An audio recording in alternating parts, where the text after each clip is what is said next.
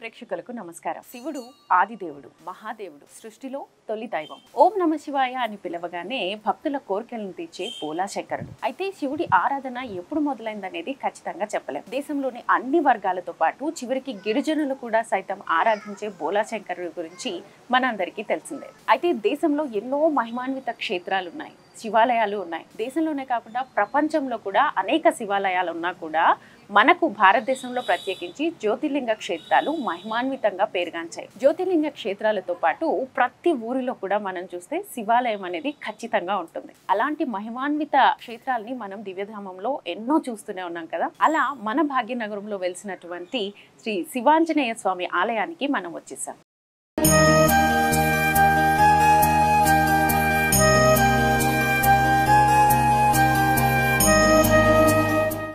ఈ రోజు దివ్యధామంలో అలాంటి మహిమాన్విత క్షేత్రమైనటువంటి శివాంజనేయ స్వామి ఆలయం గురించి తెలుసుకుందాం.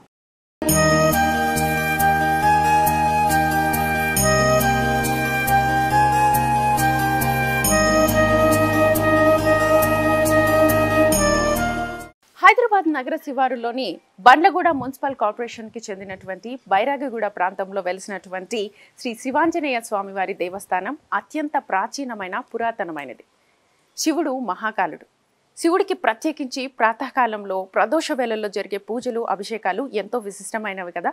సో అలాంటి విశిష్టమైన పూజలు అభిషేకాలు ఇక్కడ ప్రత్యేకించి విశేషంగా చేస్తారు. సో ప్రత్యేకంగా మనం ప్రదోషకాలంలో చేసేటువంటి అభిషేకాలు చూడడానికి ఇక్కడ 2 కళ్ళు సరిపోవు. అత్యంత అద్భుతంగా ఇక్కడ పూజలు అనేవి జరుగుతాయి.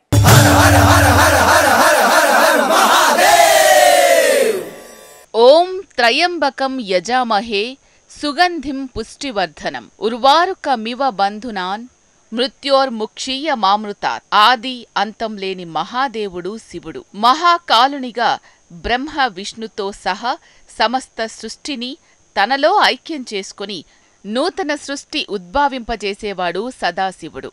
అంటే ఆది అంతం లేనివాడు శివ అనగా సంస్కృతంలో శుభం, సౌమ్యం అని అర్థాలున్నాయి.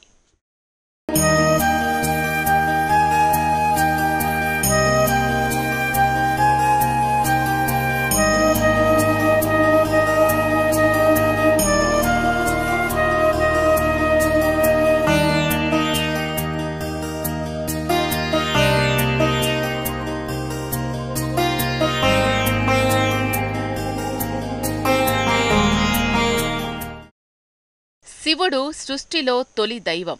మహాదేవుడు పశుపతిగానూ లింగం రూపంలోనూ సింధు నాగరికత కాలం నుంచే పూజలందుకున్నాడు. నేటికి దేశమంతటా శివాలయాలే అధిక సంఖ్యలో ఉన్నాయంటే ఆశ్చర్యం కలగక మానదు. వేదాలలో శివుడిని రుద్రునిగా పేర్కొన్నారు. శివుడికి విశేషమైన మంత్రాలు ఉన్నాయి. అలాంటి శివుడి పూజా విధానం విశేషమైంది. ఆర్భాటాలు, హంగు శివుడికి ఎంతమాత్రం ఇష్టముండదు. శివుడికి భక్తి మాత్రమే ప్రధానమైంది. భక్తితో శివయ్యకు ఏమి సమర్పించినా స్వీకరిస్తాడు.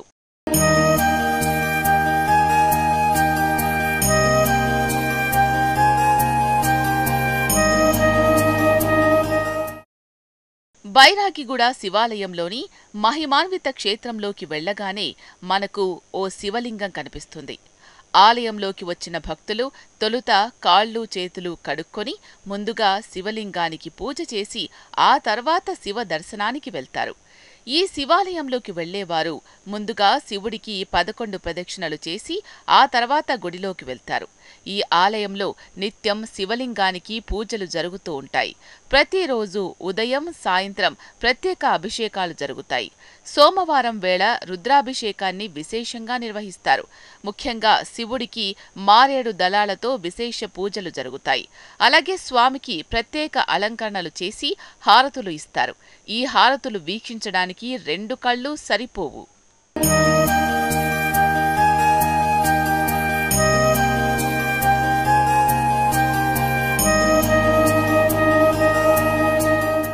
ఇక్కడ ఈ శివాంజనేయ స్వామి వారి ఆలయంలో ప్రత్యేకించి మహాశివుడికి ప్రత్యేక రోజుల్లో సోమవారం రోజున, అలాగే మహాశివరాత్రి రోజున, కార్తీక మాసంలో ప్రత్యేక పూజలు నిర్వహిస్తామని చెప్పారు కదా.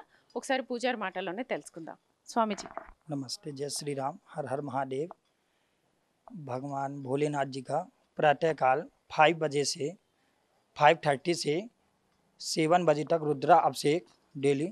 उसके बाद महाशिवरात्रि विशेष, कार्तिक मास विशेष, सोमवार को विशेष पूजन अर्चन, आज जैसे महाकाल के दर्शन, भभूति के दर्शन, नाना प्रकार के अभिषेक होते हैं, अर्चन होता है, पूजन होता है इस समय से। और भक्त सोमवार के दिन, मंगलवार के दिन विशेष आना।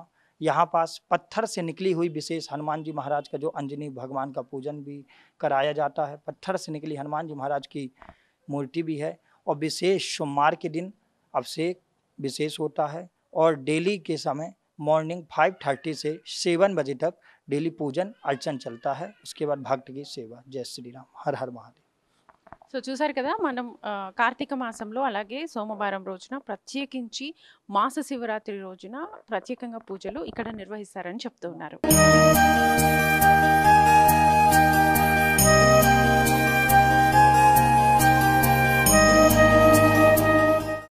ఇక ఈ శివాంజనేయ స్వామి ఆలయం నిత్యం భక్తులతో కిటకిటలాడుతూ ఉంటుంది. ప్రత్యేకించి సోమవారం జరిగేటువంటి ప్రత్యేక పూజలో అనేక మంది భక్తులు పాల్గొంటారు. ఇక ప్రదోష వేళల్లో జరిగే అభిషేకాలు, పూజల గురించి చెప్పనవసరం లేదు. ఇక ప్రత్యేకించి ఆ మహాశివుడికి బాగా ఇష్టమైన మహాశివరాత్రి రోజున ఇక్కడ ఇసుక వేస్తే రాలనంత మంది జనం ఇక్కడికి వస్తూ ఉంటారు. భక్తులు నిత్యం పూజలు చేస్తూ ఉంటారు. అలాగే కార్తీక మాసంలో ప్రతిరోజు కూడా ఇక్కడ ప్రత్యేకమైన పూజలు జరుగుతూ ఉంటాయి. ఇక మాస శివరాత్రి రోజున అత్యద్భుతంగా మహాశివ అభిషేకం కూడా జరుగుతూ ఉంటుంది.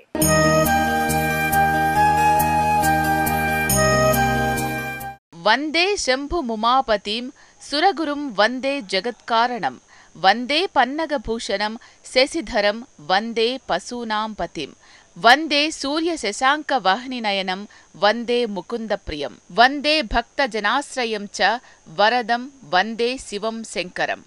ఇలా శివుణ్ణి పూజిస్తే ఎలాంటి కార్యాలైనా నెరవేరుతాయి.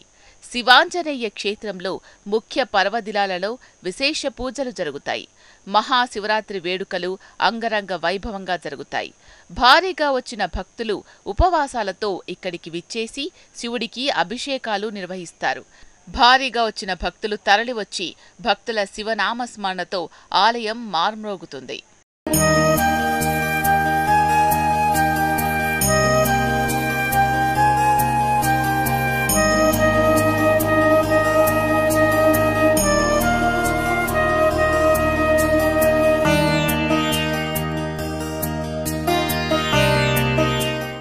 ఈ క్షేత్రంలో మహాశివరాత్రి వేడుకలే కాదు, మాస శివరాత్రి వేడుకలు శాస్త్రోక్తంగా జరుగుతాయి. ఇక కార్తీక మాసంలో అయితే మహాదేవుడికి విశేష పూజలు నెలంతా జరుగుతాయి. మహిళలు పెద్ద ఎత్తున తరలివచ్చి వేకువజాము నుంచే శివుడికి పూజలు నిర్వహిస్తారు.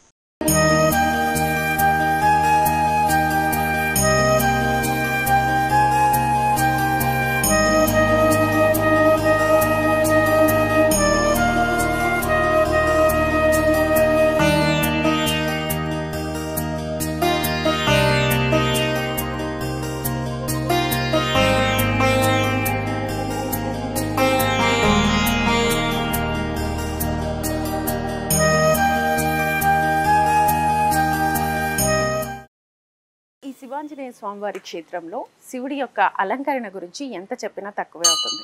ఎందుకంటే ప్రతిరోజు కూడా వివిధ రకాల అలంకరణలతో స్వామివారు మనకు దర్శనమిస్తూ ఉంటారు. అలంకరణలోనే కాదు, మహిమల్లో కూడా ఈ మహాశివుడు ప్రత్యేకమైన వాడిగా పేరుగాంచాడు. ఎందుకంటే ఇక్కడ ఆలయానికి 21 వారాల పాటు ప్రతిరోజు కూడా వచ్చి ఆ మహాశివుడికి చెంబుడు నీళ్ళతో అభిషేకం చేస్తే చాలు ఆ స్వామివారు కోరిన కోరికలను తీరుస్తారు అని చెప్పి ఇక్కడి భక్తులు విశ్వాసం.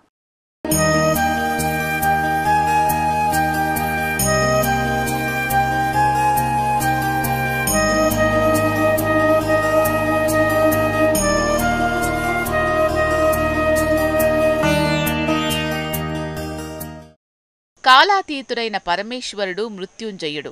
శివుడి మహిమల్ని ఆదిశంకరాచార్యుల వారు దేశమంతటా చాటారు.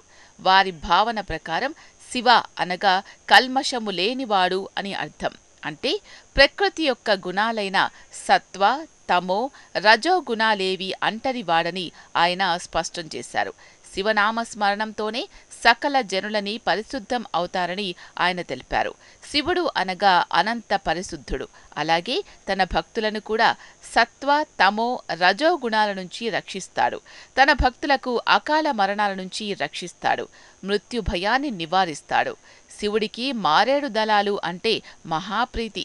మారేడు దళాలతో పూజిస్తే చాలు, భక్తుల కోరిన కోర్కెలు నెరవేరుతాయి. ఈ ఆలయం చుట్టుపక్కల విశేషంగా దొరికే మారేడు దళాలతో ఇక్కడ నిత్య పూజలు జరుగుతాయి.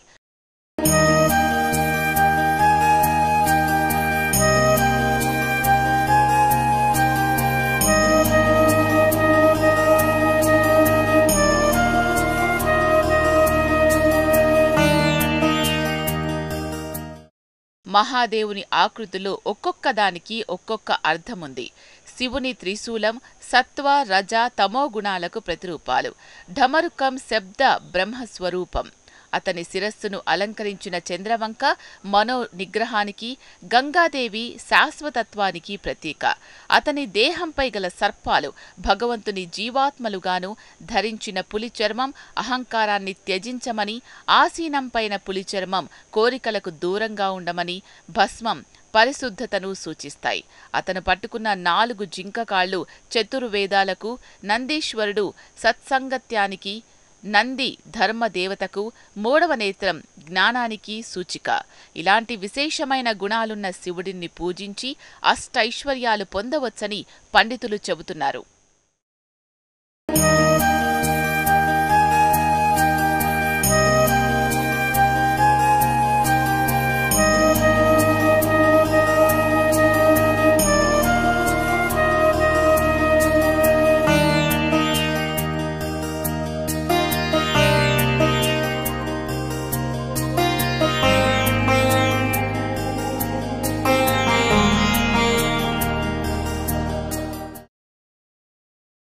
ఇక ఈ శివాంజనేయ స్వామివారి ఆలయ చరిత్ర ఆసక్తిదాయకం. ఈ పురాతనమైనటువంటి ఈ ఆలయాన్ని పునర్నిర్మించడానికి ఈ ఆలయ కమిటీ విశేషంగా కృషి చేసింది. ఇక ఈ ఆలయ చరిత్రను, ఈ ఆలయ నిర్మాణానికి వారు చేసిన కృషిని వారి మాటల్లోనే తెలుసుకుందాం.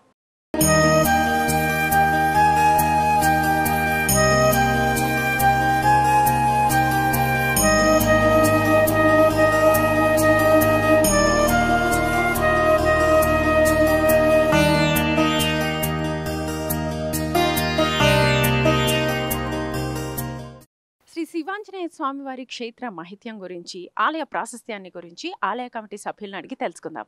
నమస్తే అండి. ఈ ఆలయ చరిత్ర ఏంటి? అమ్మ, ఆలయ చరిత్ర ఏంటంటే ఇది ఒక పెద్ద ఫస్ట్ గుట్టమ్మ. ఇది ఒక బైరాగిగూడ అని ఒక విలేజ్ అయితే ఇక్కడ ఏంటంటే గుట్టలో ఇక్కడ ఆల్రెడీ ముందు నుంచి ఆంజనేయ స్వామి గుడి ఉంది, శివాలయం ఉంది, గణపతి గుడి ఉంది. అంటే గచ్చులో ఉందన్నమాట, గచ్చు గుడిలో ఉంది. సో ఈ గుట్ట పెద్ద గుట్ట అనమాట. పెద్ద గుట్ట అయితే ఇక్కడ ఆంజనేయ స్వామి గుడి అని తెలుసు అంతవరకే. ఎవరికి దేవుని పేరు ఏం తెలియదు. తెలియకపోతే మళ్ళీ మేము శాస్త్రజ్ఞులు వాళ్ళందరినీ పిలిచి, అయ్యా దీని పేరు ఈ పేరు పెట్టండి, శివాంజనేయ స్వామి గుడి అని పేరు పెట్టండి, శివాంజనేయ స్వామి గుడి పెడితే మీకు కొంచెం డెవలప్ అవుతుంది అని చెప్పేసి వాళ్ళు చెప్పారనమాట. సరేలే అని చెప్పేసి అదే పేరు పెట్టామన్నమాట. ఆ పేరు పెట్టిన తర్వాత ఇంకా మొదల 1980 నుంచి దీన్ని తవ్వుతూనే ఉన్నాం.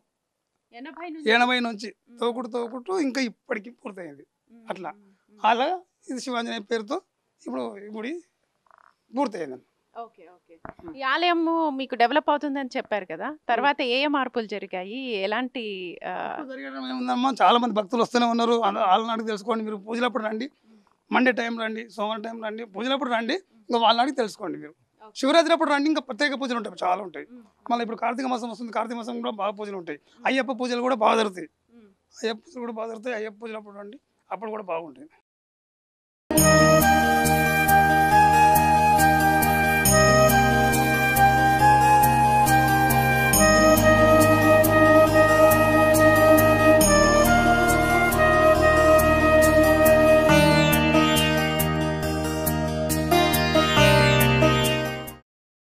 ఇక శివాంజనేయ స్వామి వారి ఆలయంలో శివుడే ప్రధాన దైవం అయినప్పటికీ ఇక్కడ అనేక ఉపాలయాలు కూడా ఉన్నాయి.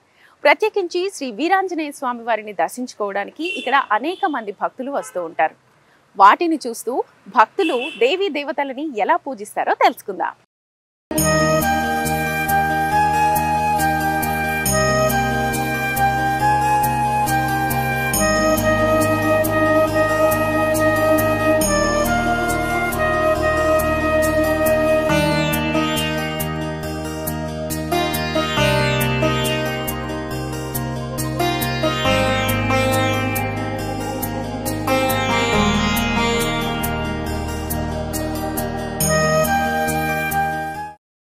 శివాంజనేయ క్షేత్రం, శివ పరివార ఆలయాలన్నీ ఉన్నాయి. వినాయకుడు, సుబ్రహ్మణ్య స్వామి, అయ్యప్ప దేవాలయాల్లో కూడా నిత్యం పూజలు జరుగుతాయి. ఈ ఆలయం ప్రతిరోజు భక్తులతో కిటకిటలాడుతుంది. ప్రతిరోజు ఏదో ఒక దేవుడికి ప్రత్యేక పూజలు జరుగుతూ ఉంటాయి.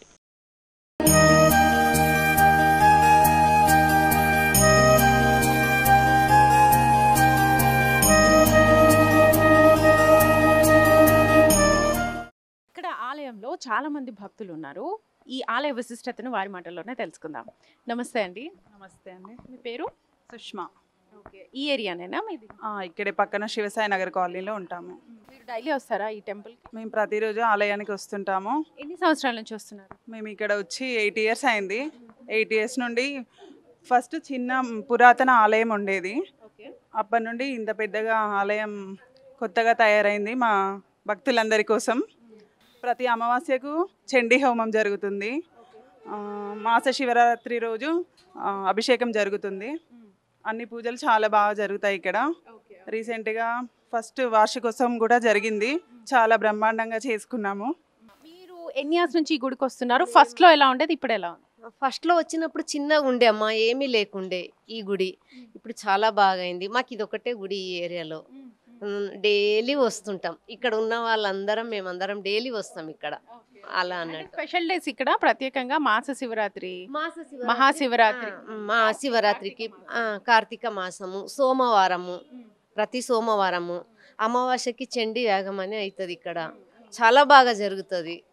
అందరికి చాలా అనుకున్నది అవుతుంది అని అందరూ చేయించుకుంటున్నారు. మీకు అయిందా? మాకు అయిందమ్మా, నమ్మకం నాకు. ఆయన ఈ శివయ్య ఇస్తేనే ఈ ఏరియాకి నేను వచ్చానమ్మా. అవునా? మరి ఆయన ఇచ్చిందే ఆ ఇల్లు నాకు. ఆయనకి ఏదో సేవ నేను చేసుకుంటున్నాను అంతే. మీ పేరండి? సుచిత్ర, తన కోడల్ని. ఓ కోడలా మీరు? మీరు కోడలుగా వచ్చినప్పుడు ఎలా ఉన్నది ఇది? అక్కడ ఆలయం ఉంది కదా, ఆ చిన్నది మాత్రం ఉంటుండే. ఇంకా ఇక్కడ అంత డెవలప్మెంట్ ఏమీ లేదు. ఎవ్రీ మండే అలా వచ్చేది. మీ అత్తగారు అలవాటు చేశారు అన్నమాట. పూజలన్నీ మా అత్తగారే అలవాటు చేశారు. ఎవ్రీ మండే వచ్చేది. అక్కడ మాకు చాలా ఇష్టంగా అనిపించేది. ఇంకా ఎవ్రీ అమావాస్యకి చండీ హోమము, మళ్ళీ ఇంకా మేము శుక్రవారం మంగళవారం అలా లలితా సహస్రనామాలు అవన్నీ ఏర్పాటు చేసుకుంటున్నారు ఇక్కడ. బాగుంది, చాలా మంచిగా అనిపిస్తుంది, పీస్ఫుల్ అనిపిస్తుంటది. ఎప్పటి నుంచి వస్తున్నారు? రోజు వస్తారా, ఎప్పుడైనా వస్తారా? సోమవారం కార్తీక మాసం అయితే రోజు చండీ యాగంకి వస్తాము. అక్కడ డైరెక్ట్ వచ్చి అక్కడ మా చేతితో అభిషేకం చేస్తాము. చాలా బాగుంటుంది, చాలా బాగా జరుగుతుంది. నా పేరు కమల అండి. ఇక్కడ దగ్గరలోనే శివపురిలో ఉంటాము. వీలైనప్పుడల్లా వస్తాము. ఈ ఆలయం విశేషత ఏంటంటే మన చేతితో మనం పూజ చేసుకునే తృప్తి మనకు కలుగుతుంది. అదే కావాలి కదా అందరికి. ఆలయాలు ఏంటంటే మనం పంతులు గారికి ఇస్తాము, దండం పెట్టుకుంటాం, ఆయన పూజ చేస్తారు. ఇది మన చేతులతో మన స్వామికి అన్నీ సమర్పించుకోవచ్చు. మనం పూజ చేసుకునే అవకాశం ఈ ఆలయంలోనే ఉంటుంది. రెండోది స్వామి మహిమగల తండ్రి ఏ కోరుకున్నా కోరికలు అవి కూడా తీరుతాయి. మీరు చెప్పినట్టుగా చెమ్ముడు నీళ్లు పోస్తే చాలు. మనం వేస్తే అదొక తృప్తి ఉంటుంది కదండి. మన చేతులతో వేస్తే ఆ తృప్తి మనకి ఈ శివాలయంలోనే కలుగుతుంది. నా పేరు మాధురి అండి. నేను ఇక్కడ వచ్చి 7 years అవుతుంది శివసాయి నగర్లో. అప్పటి నుండి నేను ఈ టెంపుల్కి కంపల్సరీ డైలీ వస్తూనే ఉంటాను. అది స్వయంభూ అండి, లింగము. తర్వాత అక్కడ ఆంజనేయుడు కూడా స్వయంభూ. అయితే అప్పుడు ఇక్కడ టెంపుల్ కాకముందు అక్కడ చిన్నగా టెంపుల్ ఉండేది. అందులో డైలీ నేను వచ్చేదాన్ని. ప్రదోషకాలంలో దీపం పెట్టుకొని అభిషేకం చేసుకుంటే చాలా ప్రశాంతంగా అనిపించేది. ఈ ఆలయంలో మళ్ళీ ఇది కొత్తగా కట్టించుకున్నాం మేము, అంటే అందరు భక్తులు కలిసి ప్రెస్. ఇది కొత్తగా కట్టించుకున్న తర్వాత భక్తులు రావడం ఎక్కువైంది. మళ్ళీ తర్వాత ప్రోగ్రామ్స్ జరగడం ఎక్కువైంది. కళ్యాణాలు ప్రతి పండుగ చాలా బాగా అవుతుంది. పంచాంగ శ్రవణం కానీ, ఉగాదికి, తర్వాత మాస శివరాత్రి రోజు జాగరణ కానీ, తర్వాత అన్నదాన కార్యక్రమాలు ఎలా ఉంటాయి? అన్నదానము ప్రతి పండుగకు అన్నదానం జరుగుతుందండి కంపల్సరీ. 3000 దాకా వస్తారు జనాలు. ఈ ఆలయం ప్రత్యేకత ఏంటి అంటే 400 సంవత్సరాల పూర్వమా ఇంకా అంతకు ముందా తెలియదు మనకి. అంత పురాతనమైన స్వయంభూ శివలింగంతో పాటు ఆంజనేయ స్వామి కూడా. సో వీళ్ళిద్దరూ కూడా ఇక్కడ ప్రఖ్యాతిగాంచారు కాబట్టి శివాంజనేయ స్వామి ఆలయానికి ఎవరు వచ్చినా వాళ్ళ చేతులతో అభిషేకం చేసి మనశ్శాంతిగా శివుణ్ణి దర్శించుకొని వెళ్ళిపోవచ్చు. సో ఇది ఇక్కడ ఆలయ ప్రత్యేకత.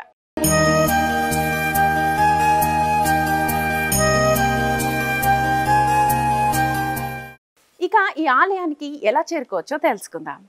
హైదరాబాద్లోని మెహదీపట్నానికి 8 కిలోమీటర్ల దూరంలో ఈ ఆలయం ఉంది. మెహదీపట్నం నుంచి సన్ సిటీకి చేరుకున్న తర్వాత మంచిరేవుల నాసింగ్ వెళ్లే దారిలో బైరాగిగూడలో ఈ మహిమాన్విత క్షేత్రం కొలువైంది. ఈ ఆలయానికి సులభంగా చేరుకోవచ్చు.